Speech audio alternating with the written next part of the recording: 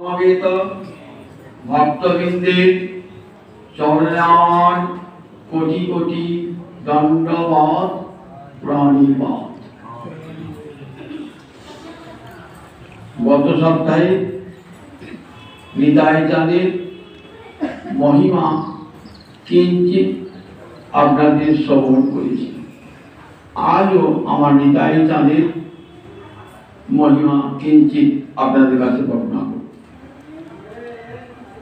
পদকর্তা কিশোরদাস বলেছেন, প্রেম সিন্ধু গোড়ারায় নিতায়ত রঙ্গদায় করুণা বাতাস চারিবশ। প্রেম সিন্ধু গোড়ারায়, যদি শুধু একা গৌর আসতেন, আমার নিতাই চাঁদ যদি না আসতেন, তাহলে কি আমার গৌর হরির মহিমা জগৎব্যাপী বিস্তৃত হতো? সিন্ধু যদি নিস্তরঙ্গ হয়, তাহলে সেই সিন্ধুর কিন্তু মহিমা থাকে। প্রশান্ত মহাসাগরে যেমন ঢেউ নাই, তরঙ্গ নাই, কিন্তু যে সাগরে ঢেউ আছে সেই সাগরের মহিমা কিন্তু অনন্ত। কিরকম মহিমা? আপনি সাগরের তীরে দাঁড়িয়ে আছেন, আপনার অন্তরিচ্ছা আমি চান টান করবো না, সাগর থেকে ঢেউ এসে আপনাকে স্নানটা করিয়ে দিয়ে যাবে। গৌর হইল আমার প্রেমের সিন্ধু, কিন্তু সেই প্রেম সিন্ধু দান করবেন কে? এই জগৎ জীবে প্রতি ঘরে ঘরে প্রতি নড়ে নড়ে প্রেমের সিন্ধু ভাসাবেন কে? এই তাই তরঙ্গ। গৌর হইল প্রেম সিন্ধুর তরঙ্গ নিতাই চাঁদ। আমি হরি বলবো না, আমাকে হরি বলাবেন। এটাই তো নিতাই চাঁদের বিশেষ মহিমা। চণ্ডালে প্রতিটি জীবের ঘরে ঘরে যাইয়া হরিনাম মহামন্ত্র দিচ্ছেন বিলাইয়া। নিতাই আমার যাকে দেখে তারে কহে দ্বন্দ্বে তৃণ ধরি, আমারে কিনিয়া রহ একবার বড়। আচ্ছা, কত ভগবান কোথায় নেমেছেন, দীনতার কোন স্তরে? আমাকে কিনে নাও তোমরা, আমারে কিনিয়া রহ। কিনে নাও মানে তখনকার দিনে কৃতদাস প্রথা ছিল। তখন আমাকে কেউ বিক্রি করে দিলে তো, এবার আমার যার কাছে বিক্রি করে দিলে তার দাস হয়ে থাকতো মনে।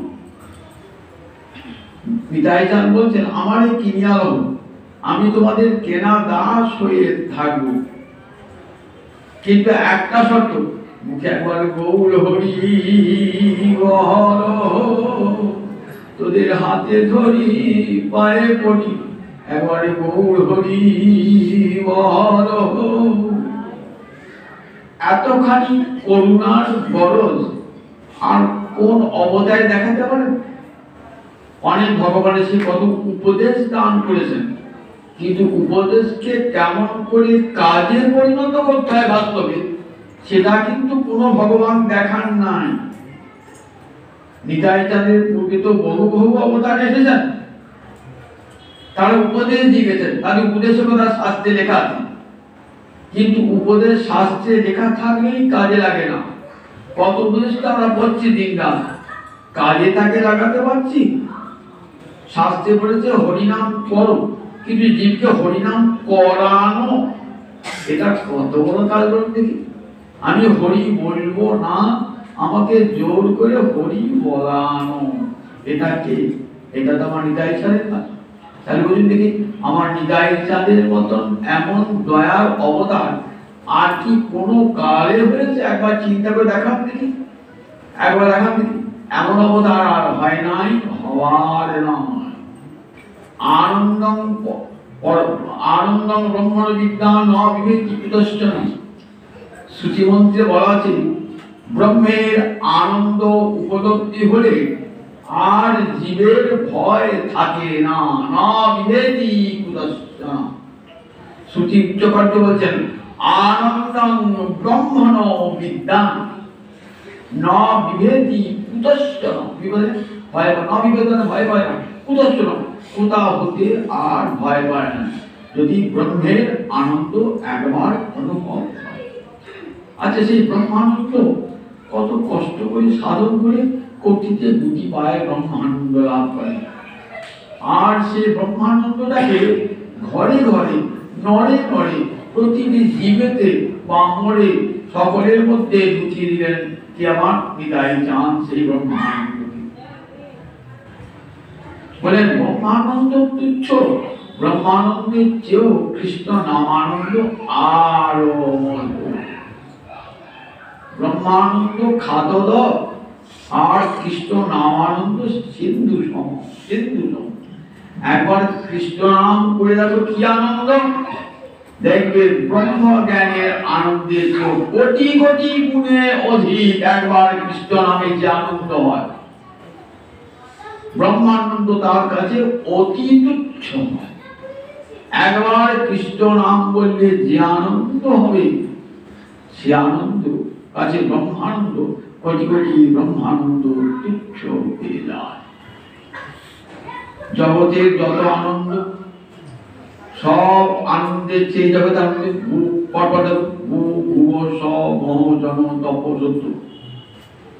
এই জগতে যে আনন্দ পাচ্ছেন না, এই উপরে যে যান একটু বেশি আনন্দ, শতগুণে আনন্দ বেশি পাবেন।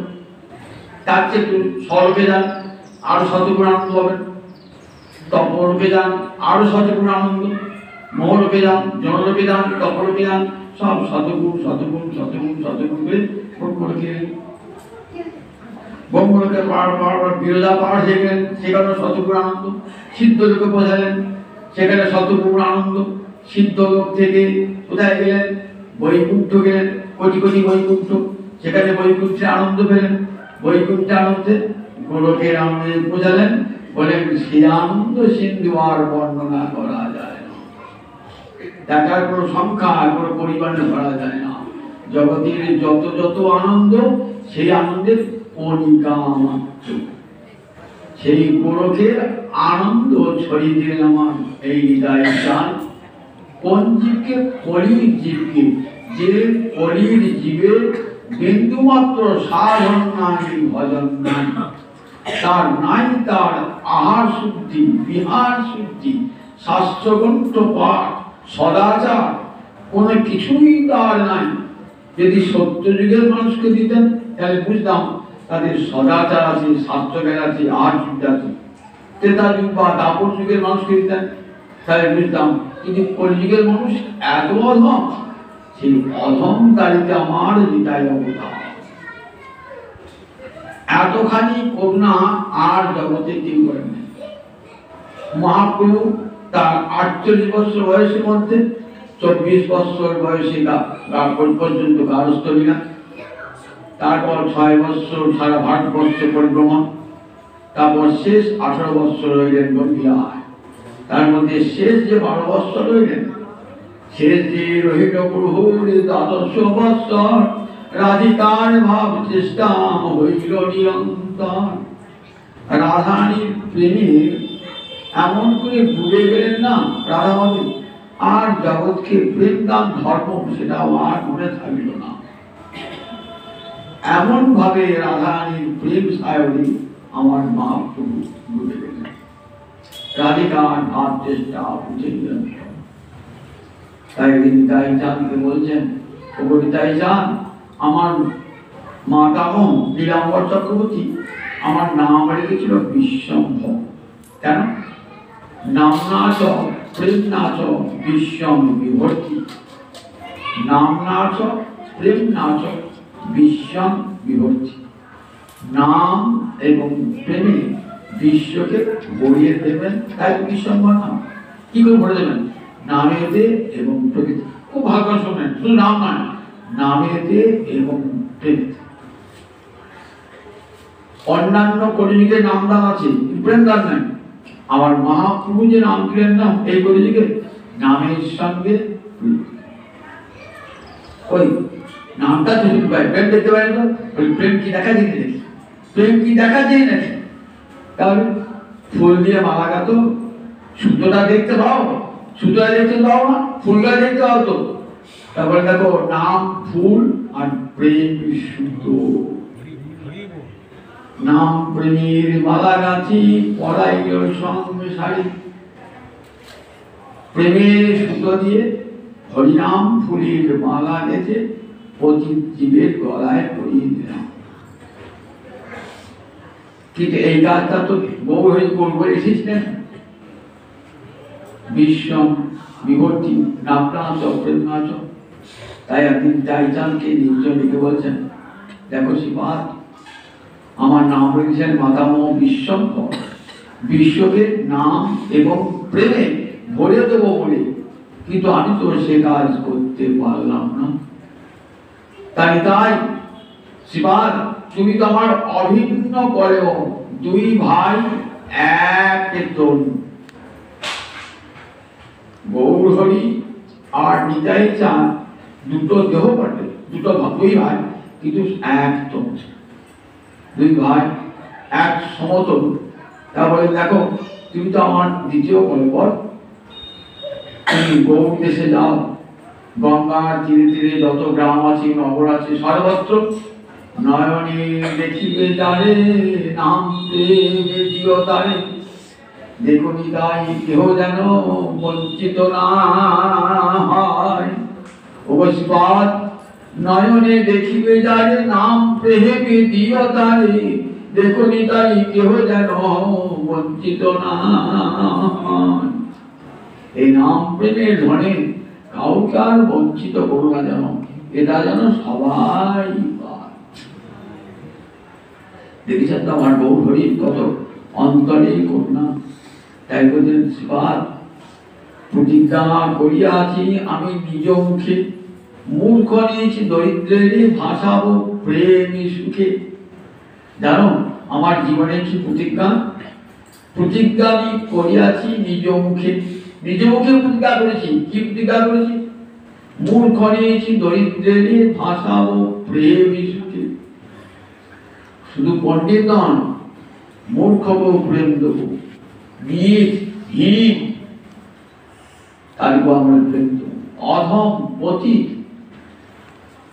ধর্মচ্যুত বর্ণচ্যুত জাতিচ্যুত বলে দেখো পাপিষ্ঠ বলে তাকেও আমি প্রেম দান করবো, এটা আমার প্রতিজ্ঞা।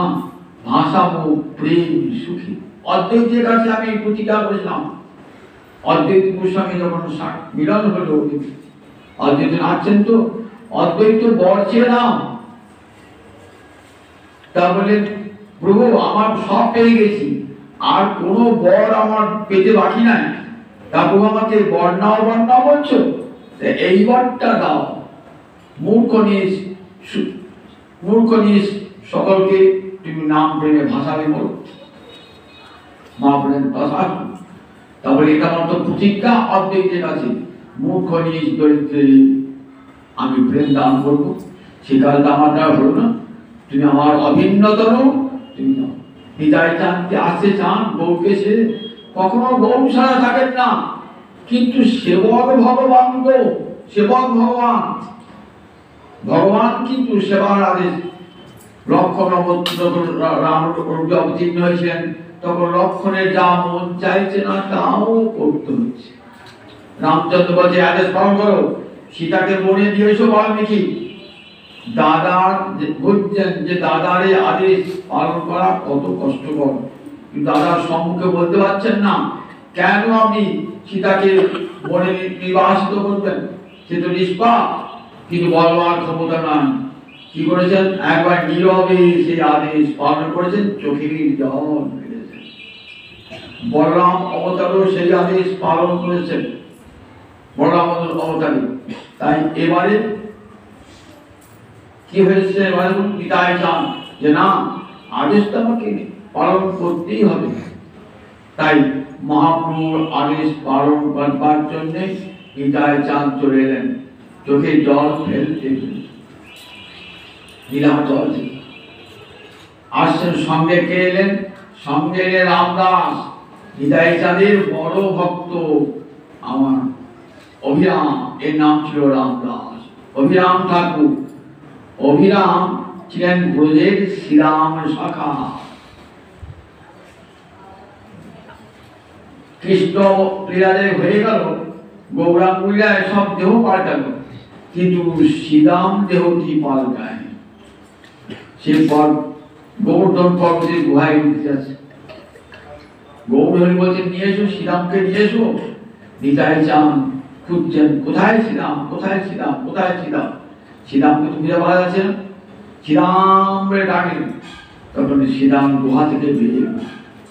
সুদামে তখন দীর্ঘ দেহ, এই 3.5 হাত লম্বা নয়, একবারে 4.5 হাত লম্বা বিশাল পুরুষ। বললেন কলিযুগের দেহটা খাটো করতে হবে, আর কি করে হবে?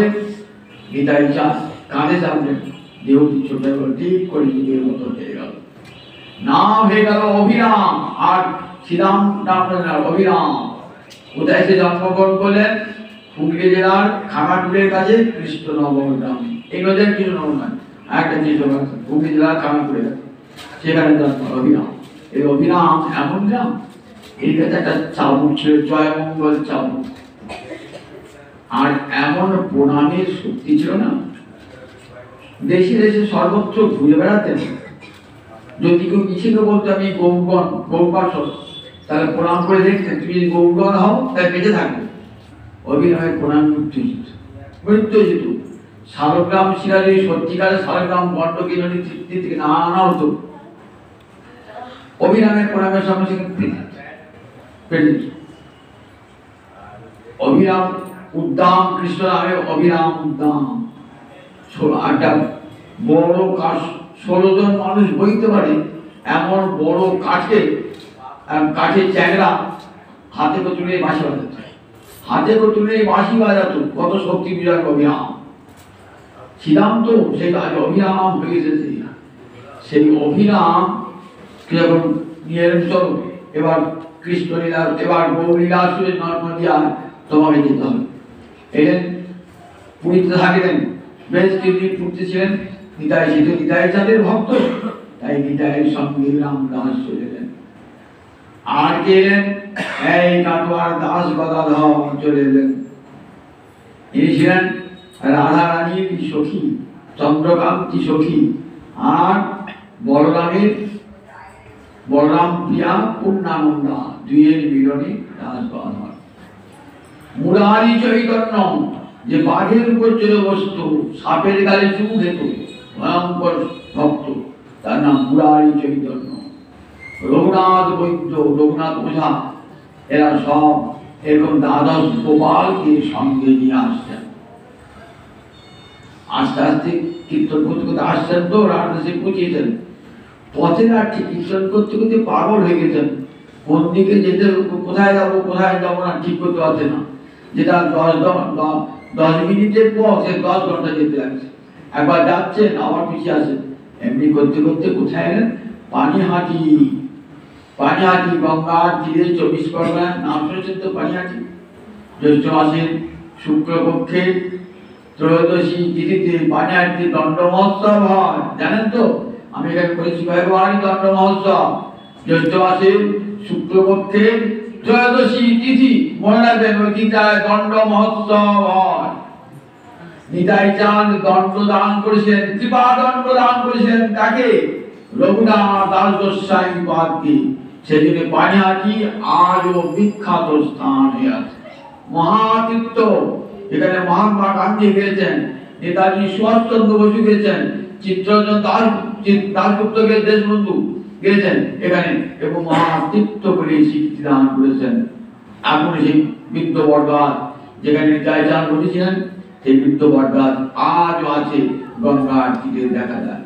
জ্যৈষ্ঠ মাসের শুক্লপক্ষের ত্রয়োদশীতে কোটি কোটি ভক্ত সেখানে সমাবেশ হয়।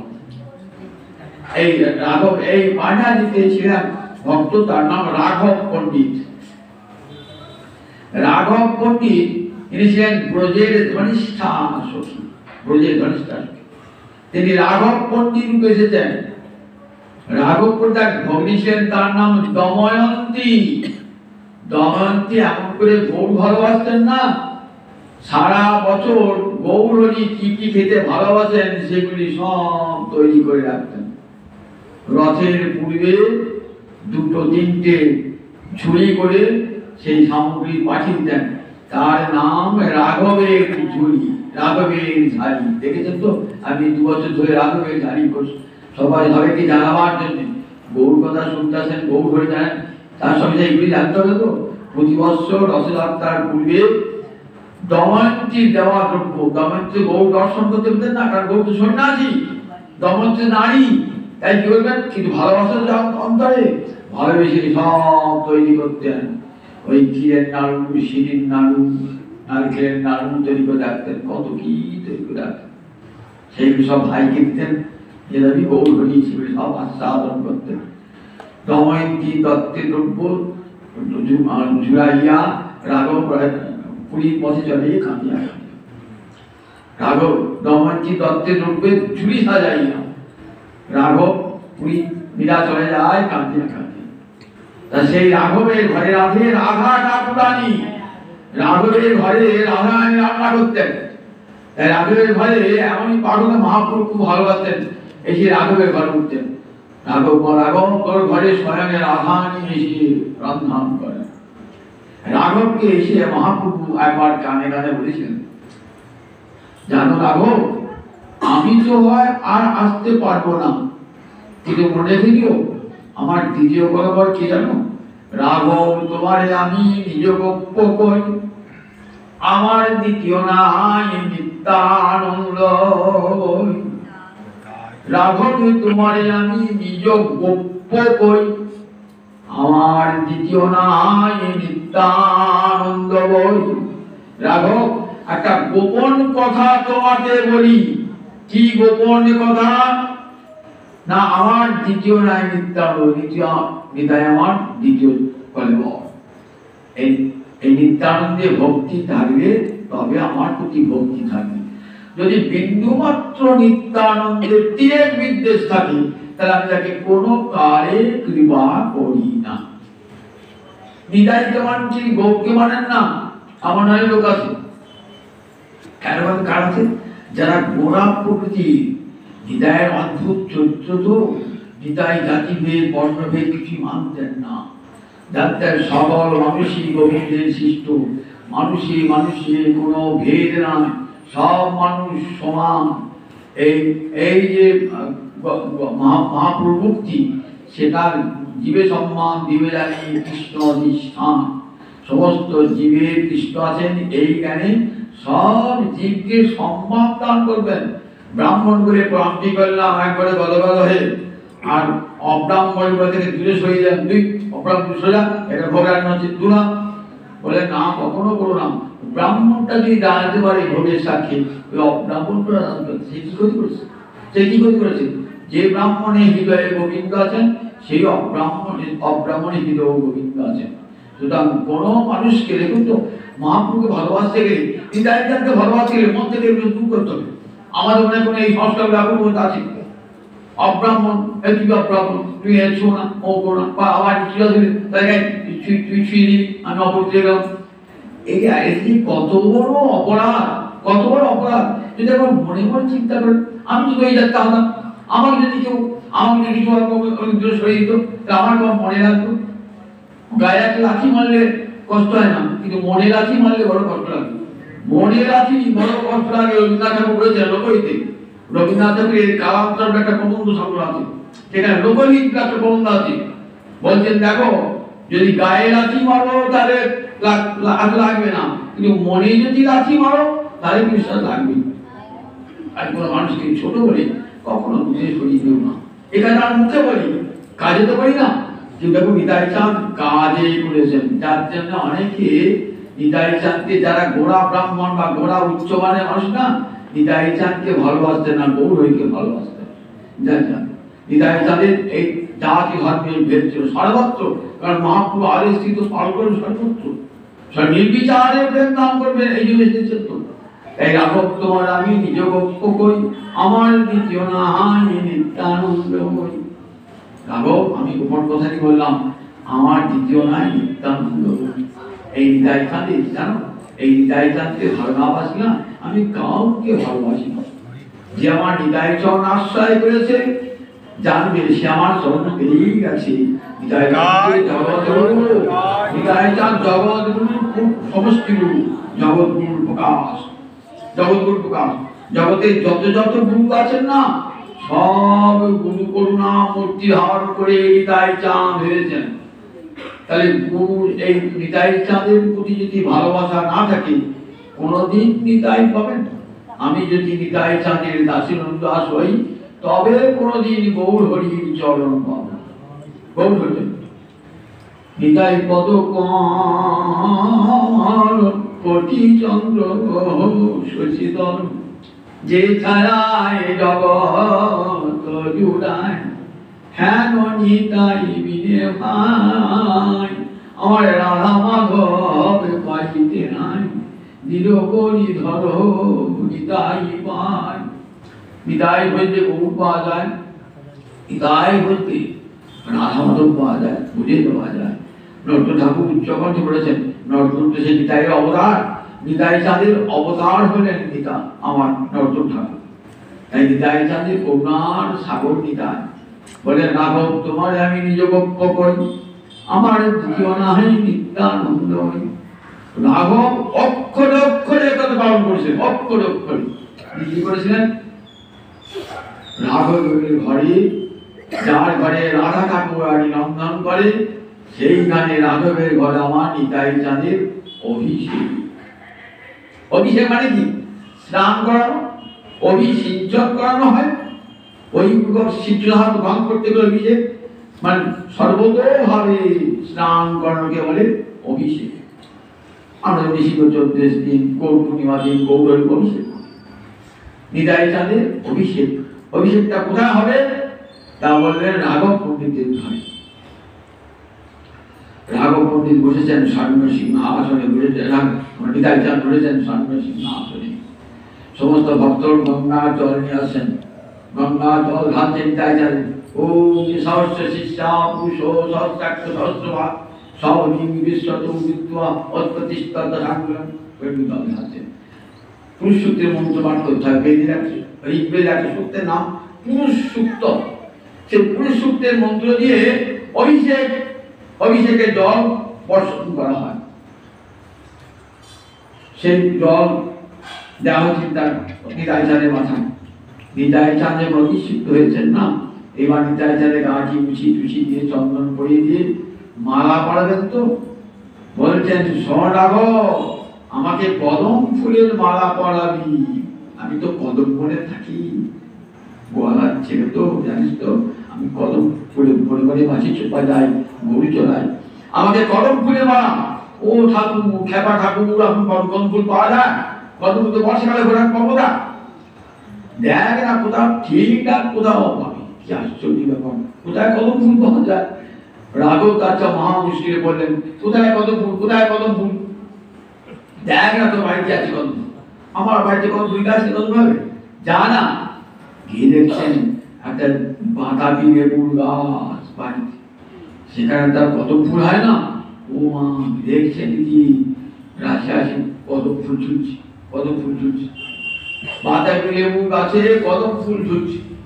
সেই কদম ফুল মালা গেছে নিতাই চাঁদে হরি হরি বলে নিতাই নিতাই চাঁদ মহামন্ডসে নৃত্য করছেন। তো নিতাই চাঁদ নৃত্য করে কি আসেন বলুন দেখি? মহাপুর কোন জায়গায় যায় বলুন দেখি? 4 জায়গায় আছে। যান আমার মহাপুর কোথায় করেছেন? সচী মায়ের রন্ধনে, শিবাসের অঙ্গনে, আর কোথায়?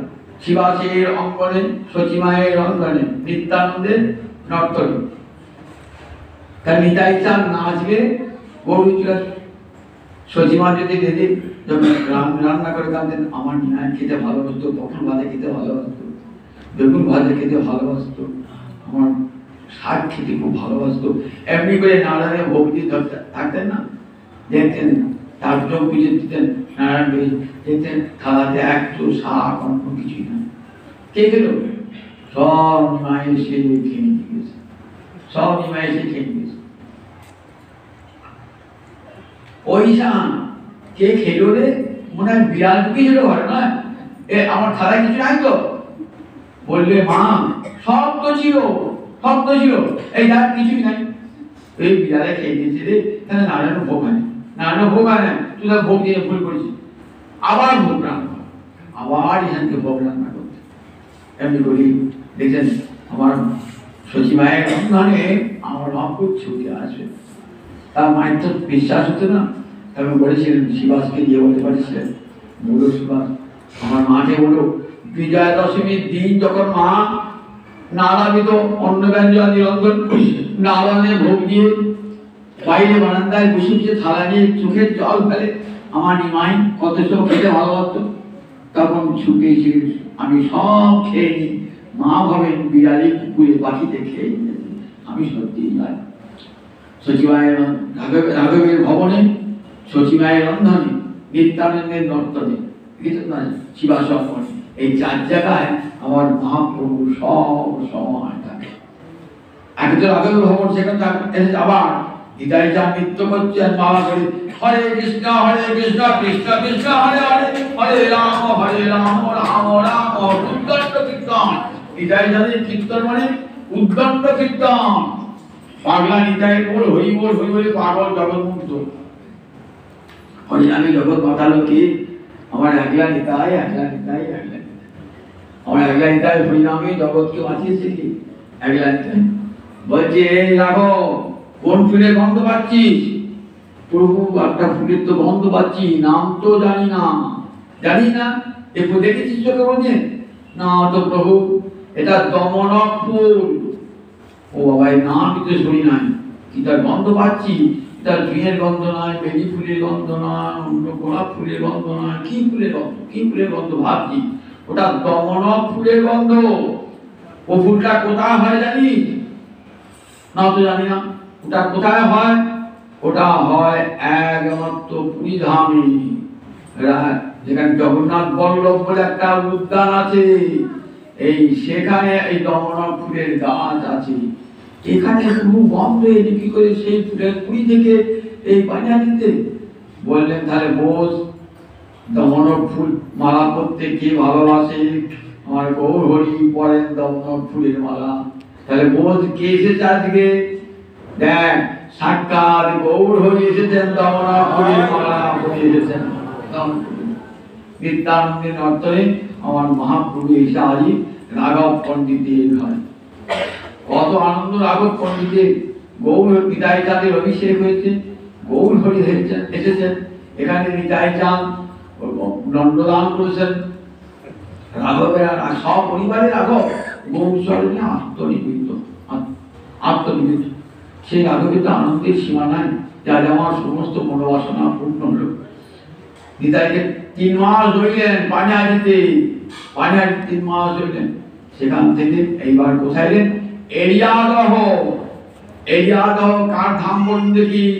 আর যেখানে বসে পাঠ শুনছেন এই দাসগড়ের মূল পাঠটি কোথায়? এরিয়াদহ, বেলুর মঠের ঠিক উল্টো দিকে গঙ্গার তীরে এরিয়াদহ। সেই এরিয়াদহ থাকতেন দাসগড়াধর। দাসগড় হচ্ছেন নিতাই চাঁদের দীক্ষিত শিষ্য। নিতাই চাঁদে এসেছেন সঙ্গীত। দাসগড়াধর এমন তেজি লোক ছিল না, তেজি বৈষ্ণব ছিল না। কিরকম তেজি বৈষ্ণব ছিল দেখুন, সবাইকে হরিনাম দিয়েছেন, একটা লোক হরিনাম নেয় নাই। সে লোকে নগরের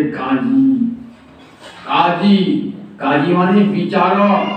তরকার যারা বিচার করত, তবে কোর্ট ছিল না, ধরি নেন আমার কাছে বিচার যা জেল করতে না, যাকে তাকে জেলে পড়ে দিত, যাকে যা মন তাই শাস্তি দিত। আইন বিচার সব কিছুই ছিল। তারপর তো বিধর্মী শাসন, তারপর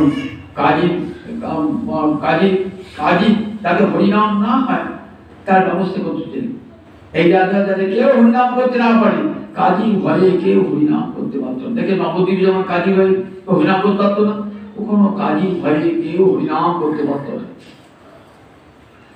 বলেন শুধু হরিনাম তো পরমানন্দ পাঠ কোনো হয় না। এইটা যে বেটা কাজী হরিনাম করতে দেয় না, তাকাই হরিনাম করবো। একবারে ক্রুদ্ধ হয়ে গেছে, ক্রুদ্ধে কাজী হয় রাত্রিবাতে, অনেক রাত্রিতে বলছেন, ওরে কাজী দেখি একবারে ক্রুদ্ধ করছি, কি বলছো? বলছো হরিনাম কর, সবাই হরিনাম করতে হয়, ওখানে যাবে না। ঠিক আছে, বলছি ঠিক আছে যাও, কাল সকালে আমি হরি বলবো। ওই তো আজ হরি বলে ফেললে, আজকে হরি বলবে তো, এইবার থেকে রোজ হরি বলবে, ওই হরি বলবে, এবার রোজ হরি বলবে। কাজীকে বলতো হরি নাম দিয়েছিলেন এই এই আমাদের দাস গাওয়া এত বড় তেজি বসে, যার শ্রীমন্দিরে বসে আজ হরি কথা শুনছেন।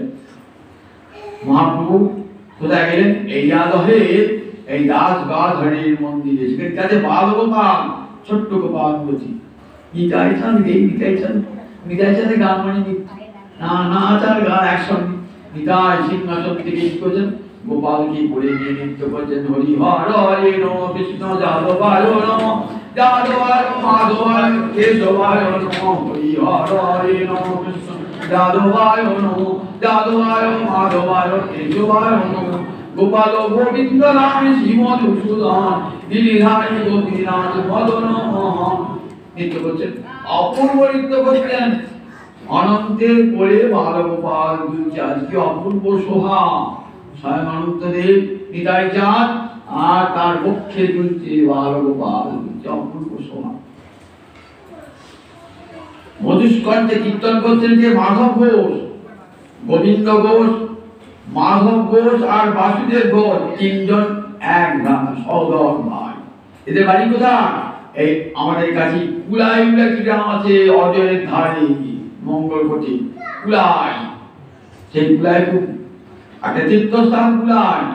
এখানে নরহরি সরকারের শিষ্য ছিলেন ওই বাসুদেব, মাধব ঘোষ আর গোবিন্দ ঘোষ, এদের পিতা। শব্দাদেশ করেছিলেন কংসারী ঘোষ আর দৈত্যারী ঘোষ, এদের পিতা এবং জ্যাঠা। এদিকে আদেশ করেছিলেন যে তোমার গৃহেতে যে নিম্ব বৃক্ষ আছে, সেই নিম্ব বৃক্ষতে 3টে মূর্তি নির্মাণ করো। 3টে মূর্তি নির্মাণ করলে, একটি বড়, একটি মধ্যম আকারে আর একটি ছোট। ছোটটি রইল কোথায়? শ্রীখণ্ডে। আজ গেলেই দেখতে পাবেন নিত্যরত গৌর মূর্তিটি কোথায় আছে? ছোটটি শ্রীখণ্ডে। মধ্যমটি কোথায়? বাংলাদেশে চলে গিয়েছিলেন, বাংলাদেশে, এখন বাংলাদেশ, সেই বাংলাদেশ থেকে এখন কোথায় আছেন? এখন এক চক্রা। আর বড়টি আমাদের কাটোয়াতে। কত বড় সৌভাগ্য! সেই গৌর হরি আমাদের মন্দিরে বিরাজমান আছে। গৌর হরি এখানে মাধব ঘোষকে বলছে, এই মাধব, রামখণ্ড গান কর। কারণ তাল কাঁধে বাঙালি কবি ভাব হতো, কবি তো কি করতেন? গঙ্গা জল মাথায় নিয়ে কি বলে, কে দুধ নেবে গো, কে ঘোল নেবে গো, কে দই নেবে গো, এমনি করে মাথায় নিয়ে বলছে, মাধব ঘোষ তুই দান খণ্ড গান কর। দান খণ্ড মানে দান লীলা। গোবিন্দের একটা লীলা, রাধা গোবিন্দের একটা লীলার নাম দান লীলা। যেমন রাত লীলা, চূড়ন লীলা, তেমনি দান লীলা। দান লীলায় কোথায় যাবে না? গোবর্ধনের নিচে একটা পাহাড়ের নিচে একটা যজ্ঞ হচ্ছে। সেই যজ্ঞেতে কি করতে হবে না? যারা ঘৃত দধি দান করবে না, তাদের ধন সম্পদ বৃদ্ধি প্রাপ্ত হবে। এই যে সব রচনা গুজব হয়ে রচনা হয়েছে। রাধাই তো ইচ্ছা যাবো আমি, কিন্তু যাবো কি করে? জটিলা আছে, আবার কুটিলা আছে, শাশুড়ি আছে আর ননদিনী আছে। এই দুজনের আদেশ লঙ্ঘন করে আমি যাব কেমন করে? সমাধানটা কে করবে বলুন দেখি? যোগমায়া। রাধা গোবিন্দের মিলনে সহায়তা করেছেন কে? যোগমায়া। এই যোগমায়া কে বলুন দেখি? সন্দীপনী মুনির মা, মধুমঙ্গলের ঠাকুমা, নান্দিমুখীর ঠাকুমা। এই যোগমায়া জটিলা, যোগমায়া, এই যোগমায়া গড়াই বুড়ি। এই সেজে গিয়ে বলছেন, ওরে যোগীরা, এত বছর যোগ হয়েছে, যোগের কথা শুনিস না?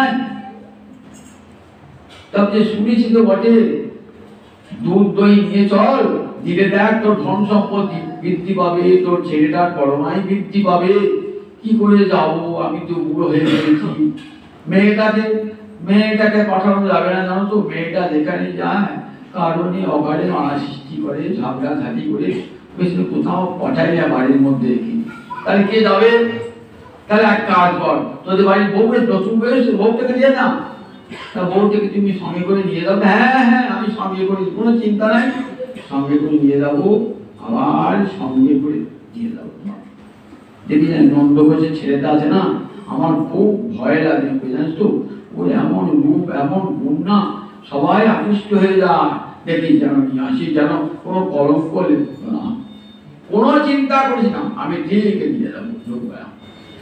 রাধার তো খুব আনন্দ, কৃষ্ণের সঙ্গে মিলন হবে, দানে চলে ভেটি বোকান, দানে চলে ভেটি বোকান, দানের ছল করে গোবিন্দ দর্শন হবে। এই তো মনে আনন্দ। সামান্য একটু গোবিন্দকে এক পলক দেখবার জন্য অন্তরে কত আকুলতা, কিন্তু কত বাধা কৃষ্ণ দর্শনে। জগৎকে দেখাচ্ছে তুমি কৃষ্ণ দর্শন, গৌরহরি দর্শন করতে আসবে তো, সংসারে কত বাধা। ছেলে বলে যখন যেও না, আমি খেয়ে গেলাম, মুড়ি খাবো, ও বলছে অমুক খাবো, চা করে দাও, স্বামী বলছে চা করে দাও, ও বলে দাও। আমি যে গৌ দর্শন করবো, কত বাধা। গৌ দর্শন জগতে যে রাধায় দেখাচ্ছেন, কৃষ্ণ দর্শনে গৌ দর্শনে বাধা হবে। ভগবান বলেন বাধা আসবে, এই বাধা কাটিয়ে উঠতে পারাই হলো ভগবানের সাধনা। এটা একটা বড় সাধনা, দেখেছেন তো, বড় সাধনা। আমরা বাধা কাটিয়ে উঠতে পারি না, স্ত্রী পুত্রের মুখ চেয়ে সংসারে বাধা কাটিয়ে উঠতে পারি না। রাধানি চলেছেন, কেউ দোষ পারবে না, কারণ বড়গুলির সঙ্গে সঙ্গে যাচ্ছে তো, যাচ্ছে বলে কাকে সঙ্গে নিয়ে একা যাবে না। অষ্ট সখী সম্মানজয়ী দল, কোটি কোটি সখী রাধা ছিল। রাধানি একবার বাম দিকে একবার ডান দিকে টাকা টাকা যাচ্ছেন, কোথায় কৃষ্ণ কোথায় কৃষ্ণ কোথায় কৃষ্ণ কোথায় কৃষ্ণ। দুটি রান কৃষ্ণ একবার জন্য আকুল হয়ে গেছে, দুটি নয় দানে চলে ভেটি বোকা নাই। ওগো বড়াই মা একবারে কৃষ্ণ দেখাও মরি, ও আমার বড়াই মা আমার একবারে কৃষ্ণ দেখাও। আমার দুটি নয় মানে তৃষ্ণার্ত হইয়াছি, একবারে কৃষ্ণ প্রেম রস সুধা পানি করবার লাগি, তার রূপ সুধা পানি করবার লাগি। আমার দুটি নয় তৃষ্ণার্ত হয়ে গেছে, একবারে দেখাও বড়াই মা। রাধানি চলেছেন কাঁদতে কাঁদতে, দুপাশে কোথা কৃষ্ণ কোথা কৃষ্ণ, একবার এসে দাঁড়াও নয়নে সখী, একবার তোমায় নয়নে ভরে দেখি, সারা জীবনে এই মতো নয়নে ভরে তোমায় দেখি। আমি যেদিন তোমায় দেখেছিলাম আমি জন্মকালে, সেদিন হতে আমি তোমার রানীতে থাকতে পারি না এক মুহূর্ত। যখন আমার জন্ম হইল তখন আমি নয়ন মুদিয়া, আমি নয়নে মুদেছিলাম যে কৃষ্ণ বদনে সারা কারু বদনে দেখবো নারী। তাই অন্ধের ভান করেছিলাম, যখন বধূ এসে তার কর কোমলে আমার নয়ন কোমলে স্পর্শ করল, তখন আমি কি দেখলাম, হাসিয়া কাঁদিয়া আমি হেরে দেখলাম আমার প্রাণ আছে, মুখ দর্শন করলাম। সেই থেকে আমি তার পরিচয় যাই, আমার অন্তরে শ্যাম বাহিরে শ্যাম, আমি যদি নয়নে মুদে থাকি, আমি অন্তরে গোবিন্দ দেখি, আবার নয়ন মেলিয়া দেখি শ্যাম। শ্যাম দর্শনের জন্য তো আমার দুটি নয়নের ভূষণ শ্যাম দর্শন। নয়ন ভূষণ শ্যাম দর্শন বদন ভূষণ নাম। আমার বদনের ভূষণ কি কৃষ্ণ নাম, আর দুটি নয়নের ভূষণ কি, দুটি নয়নের ভূষণ হল শ্যাম দর্শন, শ্যাম দর্শন। এই বড়াই বানিয়ে চল যাচ্ছেন, এসেছেন ললিতানের সাথে গীত, ওই দেখ কোথায় দাঁড়িয়ে দেয়, গান ঘাটিতে দাঁড়িয়ে আছে গোবিন্দমান। যেমন রাধানী গোবিন্দ দর্শনের জন্য আকুল, গোবিন্দমান রাধানীকে দর্শন করবার জন্য আকুল আছেন, আকুল আছেন। বড়কে বললেন দাদা বাসনগুলো দেখো, আমি একটু ঘুরে আসি। ঘুরে এসে কোথায় গোবর ধরে দাম কাটবেন, দাঁড়িয়ে সেদিন দাঁড়িয়েছেন, দাঁড়িয়ে সেদিন দাঁড়িয়েছেন, এক এক আসছেন। রাধানী বলে বাড়িমাকে বলছেন, ও বাড়িমা অন্য পথে চলো, অন্য পথে, ওই দেখো না কি দাঁড়িয়ে আছে পথে, কোনো ভাই নাই রে, আমি যাচ্ছি সঙ্গে, ওইটাই তো পথ, ওই পথে যাবো। সেই পথে এসেছেন তো সময় লেগেছে, তারটা বন্ধ হয়ে গেছে, কিন্তু একটু ঘোরাঘুরি করছে এবং বন্ধ করছে। গান ঘাটে এসে দাঁড়িয়েছে, এসে এ অনেক কথা বলতে বলা যাবে না তো। দান ঘাটে দাঁড়িয়েছেন, দান ঘাটে এসে দাঁড়িয়েছেন, গোবিন্দ দাঁড়িয়েছেন, দানে দাও দানে দাও দানে দাও দানে দাও। ওকে যাচ্ছ কোথাও? ও কলসি মাথায় দিয়ে তোমার যাচ্ছ, বড় অহংকার করে যাচ্ছ। কোথায় যাও গো কুলের বধূ, কলসি লইয়া মাঠে, কোথায় যাচ্ছ তোমরা? বধূ আচ্ছা দেখো একটা জানো না কত শুল্ক দিতে হয়? বলছে আমরা প্রতিদিন যাও, সেই পর্যন্ত কত শুল্ক লাগে না? আজ জানো না কি এখন কি নিয়ম হয়েছে জানো তো? কি নিয়ম আছে? কি নিয়ম আছে? তা বলে একটা নিয়ম হয়ে জানো দেখানে কি নিয়ম হয়েছে না? আমি দেখো আমাদের এখানে কর দিয়ে তবে দিতে হবে, তুমি তো কর দিই নাই। শোনো শোনো, একটা কর কি নেওয়া বলো তো, কি কর দেবে? তা দেখো, মদন রাজার চরে যে নামি আমায় দাও যৌবনে কর। আমি মদন রাজার চর, জানো বৃন্দাবনটা মহামদন, যিনি মদনকে দমন করেছেন, সেই মদন রাজ গোবিন্দের রাজত্বটা এখানে জানো দান দিতে হয়। কি দান দিতে হয়? যৌবন কর দিতে হয় এখানে। কি বাবা কোন শুনে যৌবন করে টাকা দেয়, বসে যৌবন কর দেয়, যৌবন দাও যৌবনে কর, দাও তোমাকে যৌবন কর দিয়ে দাও। তার মানে এই যৌবনটাই গোবিন্দ ভজনের উপযুক্ত সময়, বুড়ো বয়স নয়। যে গলায়ও লেগেছে কাশি, এবার আমি যাবো কাশি, কুক্ষকের কাশি, সেটা গোবিন্দ ভজনের সময় নয়। গোবিন্দ ভজনের সময় যৌবন যখন শক্তি থাকবে, সামর্থ্য থাকবে, হরিকথা বলবার সময় থাকবে, আমার মতো পায়ে হাত হবে না, তখন কৃষ্ণ ভজনের সময় যৌবন। তাই দাও যৌবনে কর, আমাকে যৌবন কর দাও, দাও আমাকে যদি ধরতে হয় যৌবনকালে ভজন করবো। এমনি কত মুক্তি প্রত্যুক্তি হবে। রূপ গোসাই বা দান কেলি কৌমুদি বলে একটা বই লিখেছেন, সেখানে একটা ভারী গান, সেখানে গোপীদের সঙ্গে গোবিন্দের কত মুক্তি প্রত্যুক্তি হচ্ছে। শেষকালে দান ঘাটে মিলন হবে, আহার মিলন হবে, আর আহার বড় আনন্দ পাবে এবং বড়াই করি তারা সেই মিলন সাধিত হবে। আমার পরের দিন গোগাতকে 8টা 15 দেখে জানি দামাই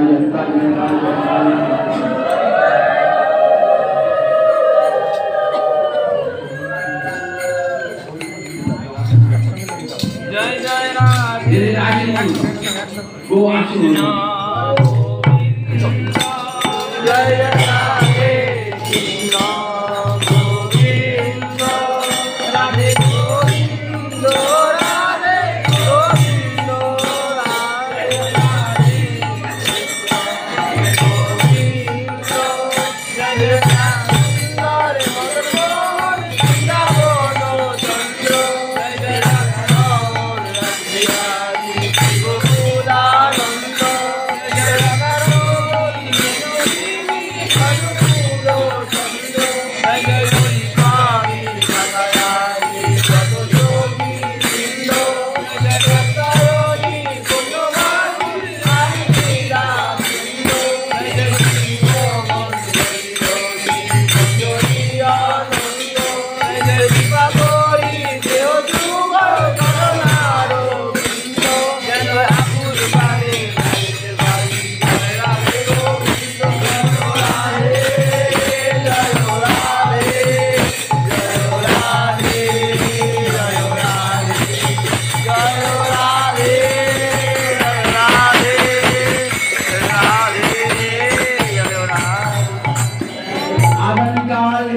আমলকি একাদশী, ওই যে গোবিন্দকে যে ফল নিবেদন করবে একটা আমলকি নিবেদন করবে। আমলকি বলে গোবিন্দের উপাসনা, আমলকি ফল গোবিন্দের বড় প্রিয় ফল।